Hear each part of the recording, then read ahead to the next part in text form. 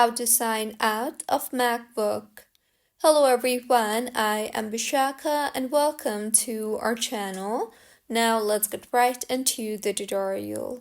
Firstly, go ahead and tap on the Apple icon on the top left of your screen and further tap on the log out option you see there in the menu that appears.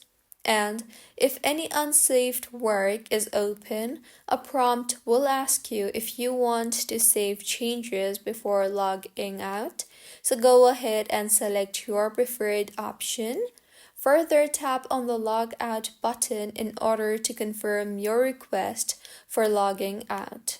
And with this, you will be logged out of your MacBook. You can go ahead and sign yourself in again anytime you want. So, this is how you can sign out of MacBook. If you find this tutorial helpful, please like the video and do comment if you have any queries.